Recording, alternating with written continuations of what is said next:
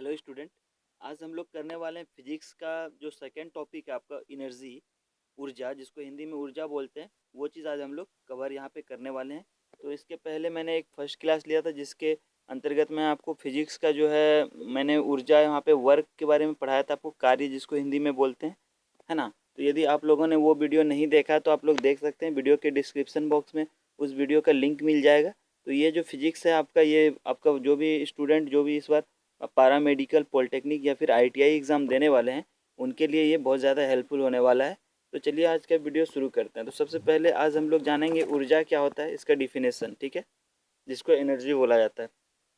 तो किसी वस्तु की कार्य करने की क्षमता को उस वस्तु की ऊर्जा कहते हैं। जैसा कि आप लोग जानते हैं, कार्य करने की क्षमता को ऊर्जा कहते हैं, ठीक है। अब ऊर्जा देखिए, ये बहुत डिफरेंट डिफरेंट टाइप्स के ऊर्जा जो है यहाँ पे होते हैं। जैसे यांत्रिक ऊर्जा जिसको मैकेनिकल एनर्जी बोला जाता है, आपको उसमें ऊर्जा, हीट एनर्जी बोला जाता है, प्रकाश ऊर्जा, ये सारे क्या है, ऊर्जा के ही फॉर्म है। ध्वनि ऊर्जा हो गया, केमिकल ऊर्जा, है ना, केमिकल एनर्जी, सारा ये सब क्या है आपका, different different types of energy है, ठीक है। तो हम लोग यहाँ पे जो बेसिक हम लोग जो यहाँ पे स्टडी करेंगे, वो दो तरह की एनर्जी के बारे में यहाँ पे हम लोग डिटेल से पढ़ेंगे। पहला आपका क्या है, तो फर्स्ट जो है आपका वो है गतिज ऊर्जा, जिसको बोला जाता है आपका कैनेटिक एनर्जी, और दूसरा आपका पोटेंशियल एनर्जी, ठीक है। कैनेटिक एनर्जी देखिए क्या होता है, वस्तु में गति के कारण जो एनर्जी होता है, ठीक है। जब कोई वस्तु मोशन में हो, तो गति में हो, तो उसके वजह से जो उसमें एनर्जी होगा, उसको यहाँ पे जो है उसको क्या बोला जाता है, आपका गतिज ऊर्जा या फिर कैनेटिक एनर्जी बोला जाता है। चलिए इसका जो डिफिनेशन है वो देखते हैं। किसी वस्तु या पिंड में उसकी गति या चाल के कारण करने वाली क्षमता, कारण कार्य करने वाली क्षमता को गतिज ऊर्जा कहते हैं, ठीक है।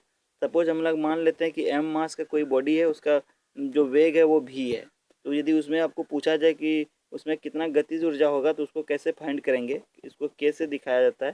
के इक्वल्स टू आपका एम भी स्क्वायर होता है, ठीक है। फॉर्मूला याद रखिएगा, कैनेटिक एनर्जी का फॉर्मूला आपका क्या होता है, के बराबर आपका 1/2 हाफ एम बी स्क्वायर, ठीक है। ये आपका कैनेटिक एनर्जी निकालने का फॉर्मूला है। कैनेटिक एनर्जी कब होता है, जब वस्तु हमारा गति में हो, ठीक है। देखिए यहाँ पे आप लोग देख, तो वस्तु की गतिज ऊर्जा पर कार्य करने के बराबर, और वो वस्तु के विरामावस्था से वर्तमान अवस्था में लाने में किया गया कार्य, ठीक है। जब स्टार्टिंग में वो क्या, कोई भी वस्तु रहता है, वो आपका जो है रेस्ट में रहेगा, मीन्स विरामावस्था में रहेगा, वेलोसिटी जीरो होगा। और जब उसमें गति हो जाएगा, उस समय कुछ वेलोसिटी होगा उसका। तो वही यहाँ पे हम लोग इस तरह से कैनेटिक एनर्जी जो है फाइंड कर सकते हैं। तो ये वाला आपको फॉर्मूला जो याद रखना है। और आपको कैनेटिक एनर्जी कब होता है, जब बॉडी मोशन में होता है। ये दो चीज़ आपको यहाँ पे याद रखना है, ठीक है। उसके बाद हम लोग यहाँ पे पोटेंशियल एनर्जी देखते हैं। तो पोटेंशियल एनर्जी आपका क्या होता है, ये देखिए, किसी वस्तु या पिंड में उसकी स्थिति या विन्यास के कारण जो कार्य होता है, उसका उसे क्या कहते हैं, स्थितिज ऊर्जा कहते हैं, ठीक है। उसकी स्थिति के कारण मीन्स वो जब अभी यदि रेस्ट में है, तो उसमें जो होगा वो उसको क्या बोलेंगे, उसका पोटेंशियल एनर्जी या फिर स्थितिज ऊर्जा। उसके ये क्या किस चीज़ पे डिपेंड करता है, उसका पोजीशन पे ऊपर डिपेंड करता है, मतलब स्थिति के ऊपर, ठीक है। किसी वस्तु की स्थितिज ऊर्जा उस कार्य से भी मापी जाती है जो उस वस्तु को एक शून्यांकी स्थिति में वर्तमान स्थिति में लाने में किया जाता है, अथवा वह जो वस्तु अपनी वर्तमान स्थिति से शून्य स्थिति में जाने पर कर सकती है, ठीक है। देखिए यहाँ पे आपका जो है, अब हम लोग पोटेंशियल एनर्जी, बस इतना याद रखना है आपको, पोटेंशियल एनर्जी मीन्स स्थितिज ऊर्जा जो होती है वो वस्तु के स्थिति के कारण होता है, ठीक है। रेस्ट में जब वो रहता है, तो उसमें जो एनर्जी होता है उसको क्या बोलते हैं हम लोग, स्थितिज ऊर्जा बोलते हैं। अब यहाँ पे स्थितिज ऊर्जा के लिए हम लोग फॉर्मूला देखेंगे। तो यहाँ पे तीन तरह के स्थितिज ऊर्जा के बारे में हम लोग यहाँ पे स्टडी करेंगे, पढ़ेंगे, ठीक है। पहला आपका क्या है, प्रत्यास्थ स्थितिज ऊर्जा, जिसको बोलते हैं इलास्टिक पोटेंशियल एनर्जी। प्रत्यास्थ स्थितिज ऊर्जा, इलास्टिक पोटेंशियल एनर्जी, ठीक है। तो ये देखिए वस्तु में कैसे होता है, वस्तु में उसकी प्रत्यास्था गुण के कारण उपस्थित ऊर्जा को प्रत्यास्थ स्थितिज ऊर्जा कहते हैं, ठीक है। प्रत्यास्था गुण क्या होता है, जैसे कोई बॉडी है हमारा, उसको यदि हम लोग खींचते हैं फिर से छोड़ते हैं, तो वो क्या होता है, अपना ओरिजिनल शेप में आ जाता है। जैसे रबड़ होता है, देखे होंगे आप लोग, रबड़ को यदि खींच के फिर छोड़ा जाए, तो वो फिर से उतना ही अपना जो पहले का शेप था उसमें ही आ जाता है। तो वैसे बॉडी को क्या बोलते हैं हम लोग, प्रत्यास्थ बॉडी बोलते हैं, और इस गुण को प्रत्यास्था कहा जाता है, ठीक है।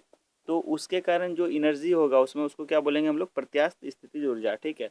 इसको कैसे कैलकुलेट करेंगे, इसका फॉर्मूला देखते हैं। तो देखिए, जैसे कोई भी स्प्रिंग को हम लोग यहाँ पे ले लेते हैं, तो स्प्रिंग में जो फोर्स लगता है वो क्या होता है आपका, एफ इक्वल्स टू माइनस के एक्स। के क्या होता है यहाँ पे, स्प्रिंग का प्रत्यास्था स्थितिज गुणांक बोलते हैं इसको, है ना। स्प्रिंग कांस्टेंट भी बोला जाता है के को, और एक्स आपका क्या है, एक्स जो उसमें जो खिंचाव होता है वो है, ठीक है।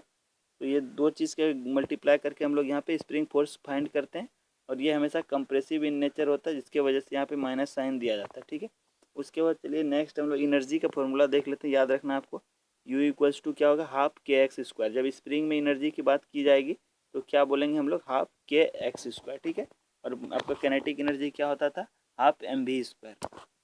तो ये हो गया हमारा इसके लिए। अब नेक्स्ट सेकेंड पॉइंट हम लोग देखते हैं यहाँ पे, गुरुत्वीय स्थितिज ऊर्जा। ठीक है, ग्रेविटेशनल पोटेंशियल एनर्जी। तो ये कब होता है, जब पृथ्वी के तल से h ऊंचाई पर जाने पर पिंड की गुरुत्वीय स्थितिज ऊर्जा में वृद्धि। ठीक है, इसको फाइंड करने का देखिए फॉर्मूला आपको ये वाला याद रखना। ठीक है, डेल्टा यू क्या आपका एनर्जी में चेंज है, और ये आपका क्या होता है, बराबर mgh/1 + h/re। इसको याद रखिएगा, जहाँ जी आपका क्या है, जी आपका जो कैपिटल जी m/re स्क्वायर।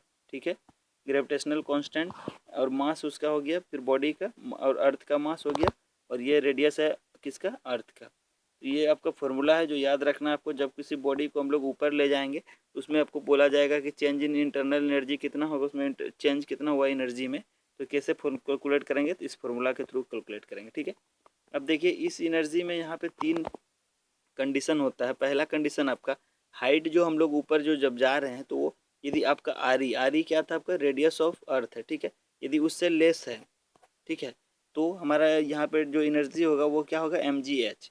और यदि आपका r जो है वो h के बराबर है तो यहाँ पे एनर्जी क्या होगा, तो mg/2। याद रखिएगा, mg/h भी बोल सकते हैं बाई 2, या mg/2 भी बोल सकते हैं। ठीक है, और तीसरा कंडीशन क्या, h जब इन्फिनेटिव होगा तो आपका एनर्जी जो होगा mg/re होगा।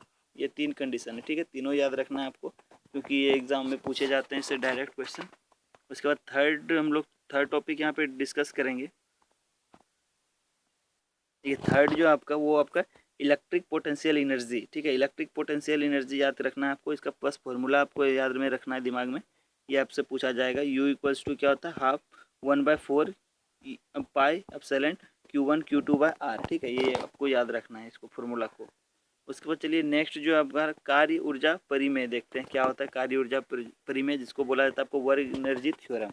देखिए इस परिमेय के अनुसार जब किसी वस्तु पर कई बल एक प्रकार लगे तो उसका परिणामी बल शून्य न हो, तब परिणामी बल द्वारा किया गया कार्य वस्तु की गतिज ऊर्जा में परिवर्तन के बराबर होता है। ठीक है, तो आपको पूछा जाएगा कार्य ऊर्जा परिमेय किसको बोला जाता है, तो क्या बोलिएगा, ऐसा परिमेय, इस परिमेय के हिसाब से क्या होता है आपका, जब किसी वस्तु पर कई बल इस प्रकार लगे हों कि उसका परिणामी बल शून्य ना हो। ठीक है, मतलब क्या, ये हमारा जैसे कोई बॉडी है, इसके ऊपर हम बहुत सारा फोर्स मान लीजिए इसके ऊपर लगाए हुए हैं, है ना, तो इसका जो सम जब हम लोग फाइंड करेंगे तो इसका जो सम हो वो जीरो नहीं आना चाहिए आपका। ठीक है, तो ऐसे कंडीशन में आपका जब जीरो ना आए तो उस वस्तु के द्वारा किया गया जो कार्य होगा वो वस्तु की गतिज ऊर्जा के परिवर्तन के बराबर होगा। ठीक है, यानी डब्लू नेट जो होगा वो क्या होगा, गतिज ऊर्जा में जो परिवर्तन हुआ वही चीज़ उसका क्या है, उसका कार्य हो जाएगा। ठीक है, यहाँ पे देखिए के एफ जो देख रहे हैं वो फाइनल किनेटिक एनर्जी है, और आई जो है वो इनिशियल वाला है।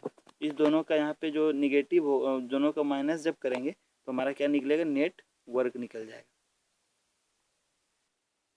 अब देखिए यदि डब्लू नेट जो है धनात्मक होगा तो kinetic energy final minus kinetic energy initial, जो दोनों का डिफरेंस क्या होगा, प्लस होगा। ठीक है, याद रखिएगा। अब उसका नेक्स्ट देखिए, यदि के एफ आपका ग्रेटर देन के आई हुआ अथवा गतिज ऊर्जा बढ़ेगी या इसके विपरीत, है ना, इस परिमेय के जड़त्वीय तंत्र के लिए भी लागू हो सकती है। जड़त्वीय तंत्र में इस प्रकार के लिखा जाता है।